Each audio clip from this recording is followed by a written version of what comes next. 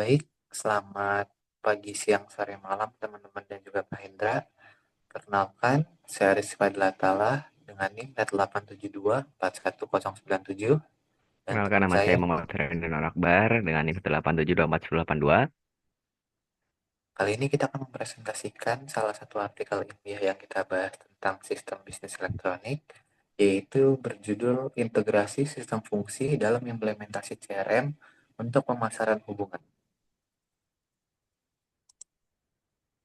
Baik, kita mulai ke pendahuluan. Jadi apa sih yang dimaksud dengan integrasi lintas fungsi? Jadi yang dimaksud dengan integrasi lintas fungsi ini adalah proses kolaborasi dan juga koordinasi antara berbagai departemen dan juga fungsi dalam sebuah organisasi untuk mencapai tujuan bersama. Dalam konteks bisnis ini, integrasi lintas fungsi ini memungkinkan beberapa perusahaan seperti perusahaan pemasaran, produksi, keuangan, dan juga sumber daya manusia bisa bekerja sama secara efisiensi untuk meningkatkan kinerja organisasi. Ini nih mempunyai banyak manfaat, diantaranya untuk meningkatkan efisiensi dan juga meningkatkan kualitas keputusan. Contohnya nih ada eh, antara divisi pemasaran, IT, dan juga layanan pelanggan ini bisa bekerja sama untuk meningkatkan pengalaman pelanggan. Lalu yang kedua, ada pendahuluan apa sih yang dimaksud dengan CRM atau Customer Relation Management. Jadi yang dimaksud dengan CRM ini adalah strategi dan juga teknologi yang digunakan oleh perusahaan untuk mengelola interaksi dengan pelanggan. Ini juga bisa untuk meningkatkan hubungan bisnis serta retensi dan juga loyalitas pelanggan. CRM ini mempunyai tujuan untuk meningkatkan kepuasan pelanggan. Maksudnya itu adalah dengan memahami kebutuhan pelanggan, perusahaan ini bisa membuat keputusan yang lebih baik serta bisa meningkatkan loyalitas pelanggan. Contoh dari penggunaan CRM ada e-commerce eh, seperti Shopee itu merupakan salah satu bentuk dari implementasi CRM. Lalu yang ketiga ada apa itu hubungan pemasaran. Jadi yang dimaksud dengan implementasi hubungan pemasaran adalah strategi pemasaran yang berfokus pada membangun dan juga mempertahankan hubungan jangka panjang dengan pelanggan. Jadi maksudnya di sini adalah transaksi yang dijalin dengan pelanggan ini bukan hanya sekali, tapi melainkan pelanggan ini kita tuh bisa memberikan pelanggan sebuah rekomendasi produk berdasarkan riwayat belanja pengguna. Seperti yang saya lihat, contohnya ada program loyalitas ataupun rekomendasi produk berbasis data dan juga chatbot AI.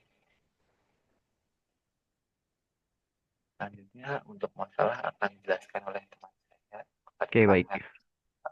Terima kasih. Di sini ada beberapa masalah ya yang pasti pada suatu organisasi atau sebuah relationship atau yang kita bahas karena ada CRM itu pasti adalah ada masalah-masalah yang terjadi di antara organisasi tersebut. Baik antara divisi ataupun antara bagian-bagian yang mengurusi masing-masing yang mereka kerjakan.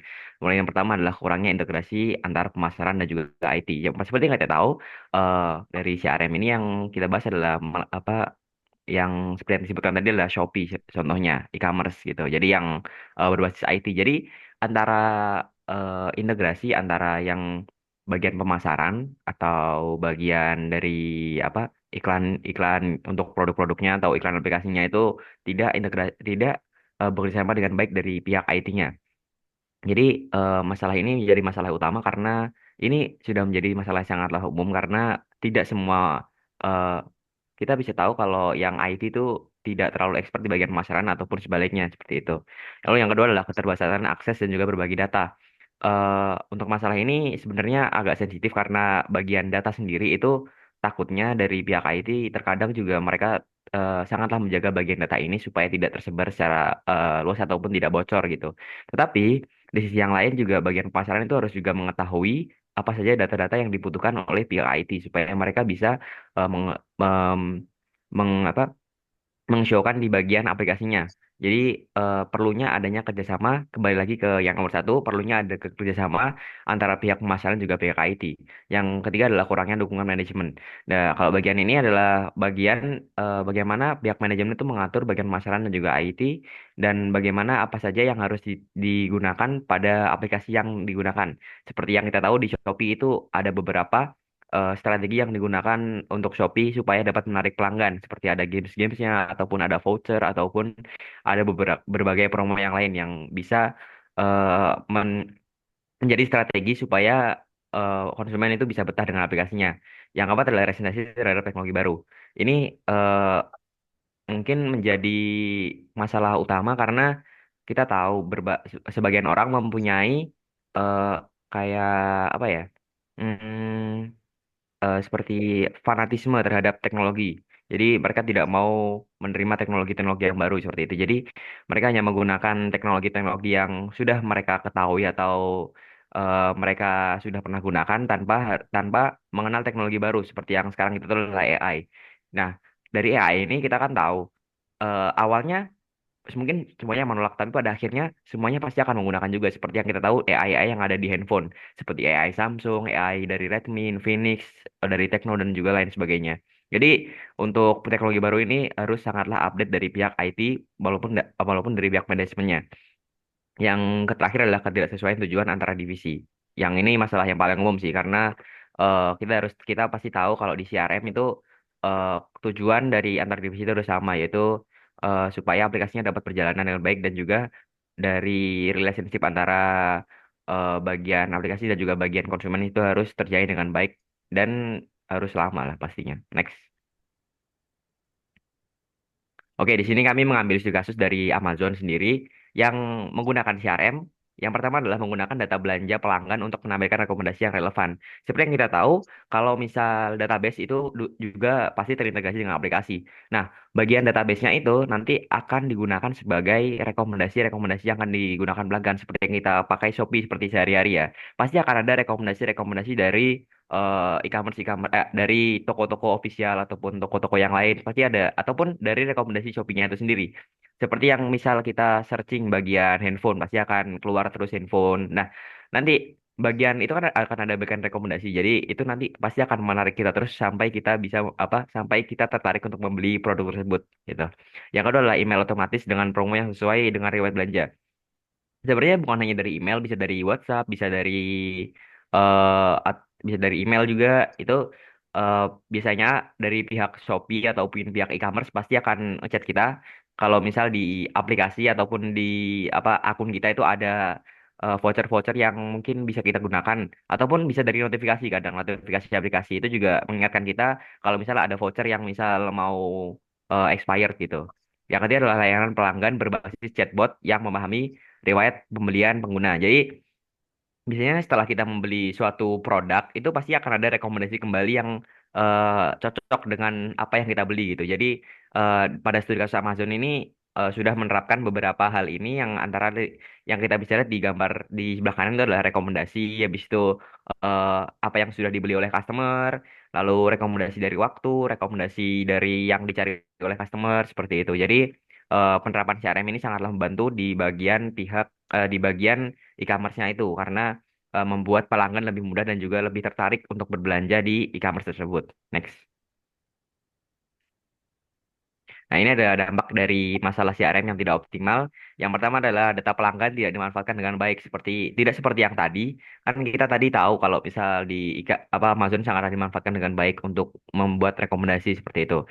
Yang kedua adalah strategi. Jadi strategi ini memerlukan analisis data seperti yang kita tahu tadi, menggunakan data-data dari pelanggan untuk memberikan rekomendasi ataupun memberikan barang-barang yang cocok untuk pelanggan yang kita, seperti yang kadang kan kita kan eh, setiap mau beli barang gitu, kok aplikasinya tahu gitu kita mau beli ini gitu. Jadi perlunya analisis data dan juga kampanye pemasaran dari ini supaya strateginya itu optimal gitu. Dan yang terakhir adalah loyalitas. Jadi untuk pihak e-commerce itu harus sangatlah menjaga loyalitas dari pelanggan. Jadi pelanggan ini harus sangat diperhatikan supaya mereka tidak pindah e-commerce gitu. Jadi mempertahankan pelanggan itu terkadang lebih sulit daripada mencari pelanggan yang baru. Jadi selain dari pengiklanan, kita juga harus menjaga loyalitas pelanggan supaya mereka terpuaskan dan juga tidak beralih ke kompetitor kompetitor yang lain seperti itu. Next. Oke, di sini adalah solusi untuk mengatasi masalahnya. Yang pertama adalah dari bagian IT, yaitu adalah meningkatkan komunikasi antara pemasaran dan juga IT. Pastinya karena ini supaya dari pihak IT itu tidak bingung apa yang diinginkan oleh pihak pemasaran dan juga pihak pemasaran itu dapat menyesuaikan apa yang dibutuhkan oleh pihak-pihak yang ada di IT. Yang kedua adalah keamanan. Pertama dari keamanan data. Jadi selain kita dapat dari pihak perusahaannya itu bisa mengakses datanya, itu kita juga harus menjaga keamanan data karena data dari customer ini sangatlah privasi ya tentunya karena kita tahu yang ada di gambar ke atasnya adalah Customer Relationship Management System, yaitu adalah komunikasi, dokumentasi, database, order, analisis, interaksi, promosi, dan juga customer loyalty. Ya, di sini ada bagian database. Jadi bagian data ini sangatlah penting, jangan-jangan sampai bocor ke masyarakat luas ataupun ke pihak yang tidak bertanggung jawab seperti itu. Jadi supaya customer itu merasa datanya aman dan juga dapat betah di aplikasinya atau di e-commerce tersebut. Yang terakhir adalah pihak pemasaran, yaitu adalah memberikan pelatihan teknologi bagi tim pemasaran. Jadi kenapa kita harus memberikan pelatihan teknologi juga? Karena di pihak pemasaran itu supaya tahu apa saja yang dibutuhkan oleh pihak IT. Jadi mereka tidak hanya memberikan apa saja yang dibutuhkan dari pihak pemasaran ataupun dari satu pihak saja, tapi mereka juga tahu nih kalau misal di pihak IT itu biasanya seperti ini. Jadi mereka itu paling tidak itu mengetahui dari permukaan yang permukaan supaya mereka itu paham apa yang dibutuhkan oleh pihak IT. Nah, nanti yang bagian pengeksekusi adalah bagian pihak IT. Jadi di pihak pemasaran ini tidak buta-buta banget lah soal teknologi gitu. Next. Nah, yang terakhir adalah kesimpulan. Jadi integrasi dari CRM ini sangatlah penting dalam implementasi CRM ini adalah sangatlah penting untuk mengintegrasikan antara pihak divisi-divisi seperti manajemen, IT, pemasaran ataupun pihak pengiklanan. Pengiklanannya sama juga kayak pemasaran sih. Jadi supaya tidak adanya perbedaan tujuan ataupun tidak adanya masalah yang terjadi pada e-commerce-nya. Yang kedua adalah kolaborasi yang baik antara divisi pemasaran dan IT akan membuat CRM lebih efektif. Sudah pasti karena dengan adanya kolaborasi ataupun kerjasama yang sangatlah baik akan membuat aplikasi menjadi lebih efektif dan juga membuat pelanggan menjadi lebih betah dengan aplikasinya. Yang ketiga adalah jika masalah integrasi tidak diatasi, maka CRM tidak memberikan manfaat penuh dalam meningkatkan loyalitas pelanggan. Jadi kalau misal tidak ada yang kerjasama, pasti pelanggan tidak akan betah karena tidak adanya rumus dari pemasaran itu yang dapat membuat ini pelanggan betah seperti itu. Jadi kita harus juga menjaga loyalitas dari pelanggan supaya pelanggan tidak pindah ke aplikasi yang lain seperti itu. Dan ini adalah solusi dari kita adalah komunikasi lebih baik, sistem berbagi data yang aman, serta pelatihan teknologi. Jadi pertama adalah meningkatkan komunikasi, yang kedua adalah pembagian data untuk berbagai divisi, tapi harus tetap menjaga keamanan data yang paling penting serta pelatihan teknologi dari setiap divisi. Jadi tidak hanya pihak IT saja yang paham tentang teknologi, tapi juga divisi-divisi yang lain juga paham supaya tidak terlalu mengandalkan ataupun tidak buta-buta banget soal teknologi gitu. Next. Oke, terima kasih. Mungkin itu saja yang dapat kita presentasikan. Kurang lebihnya mohon maaf apabila ada salah informasi ataupun salah kata. Mohon maaf. Wassalamualaikum warahmatullahi wabarakatuh.